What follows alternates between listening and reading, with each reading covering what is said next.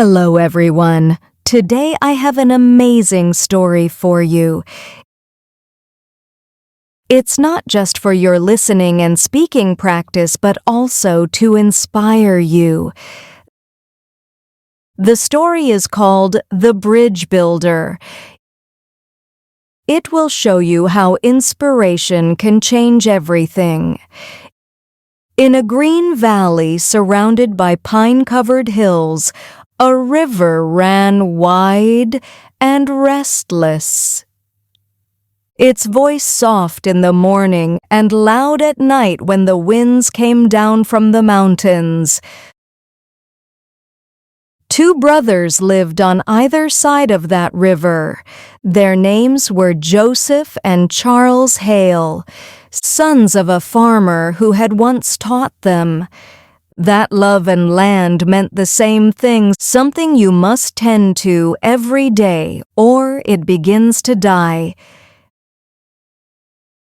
When they were young, they built their first bridge together out of rough cedar planks.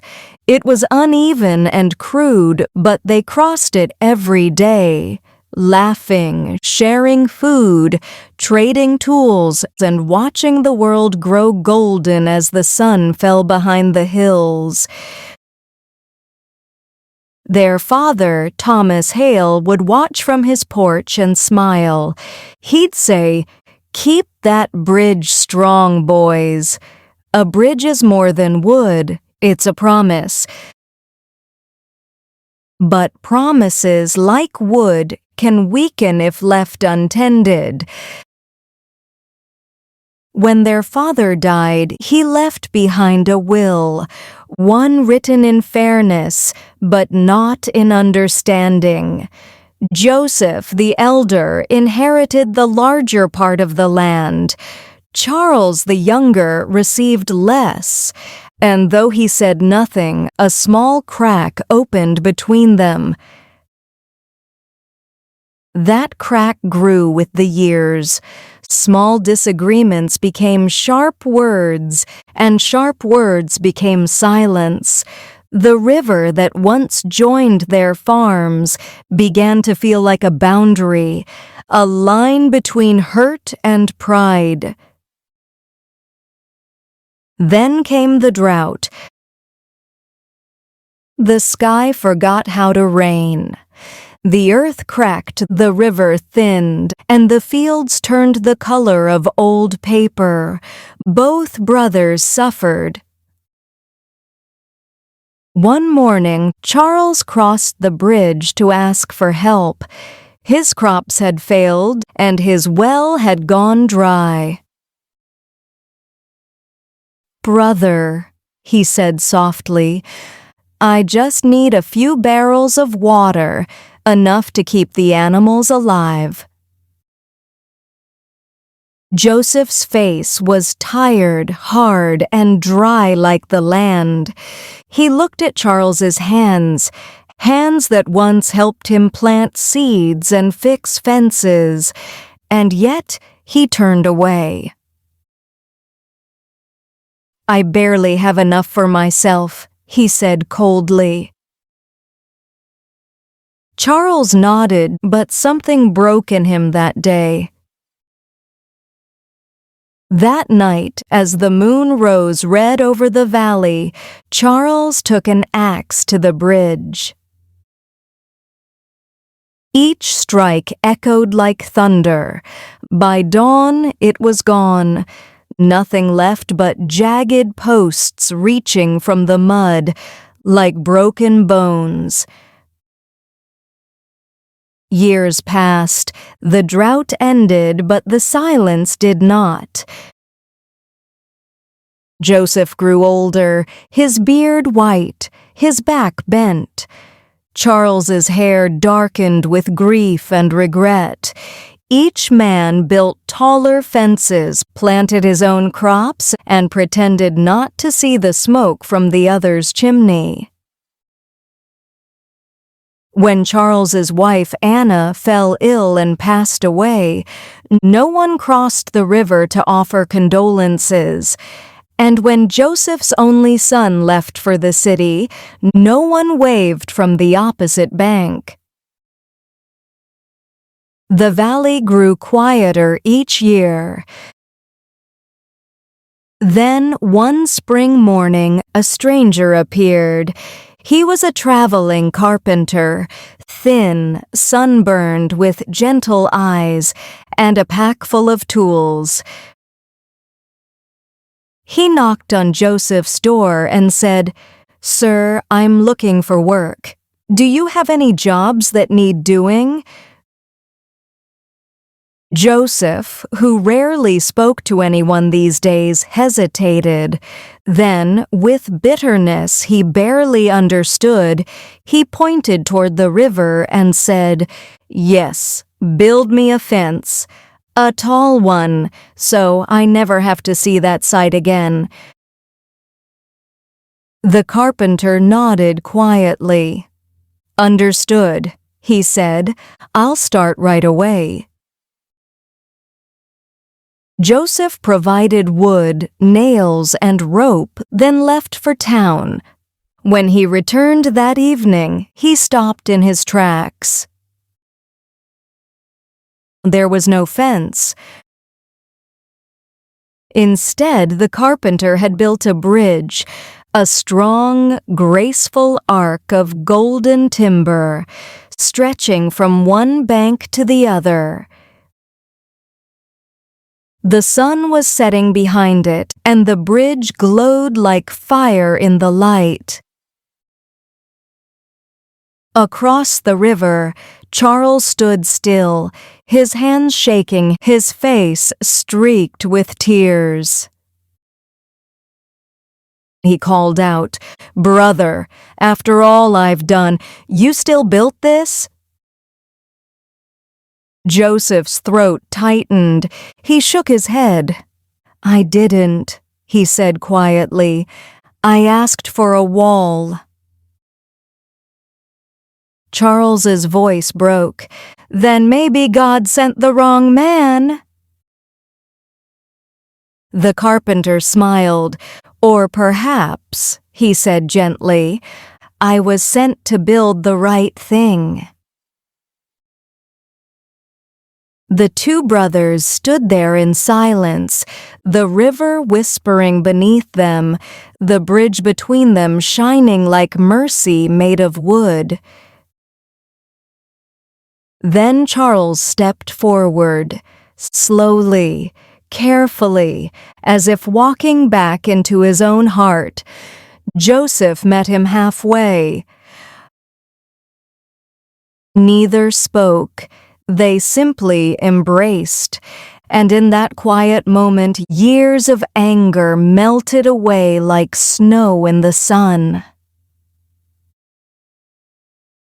The carpenter packed up his tools.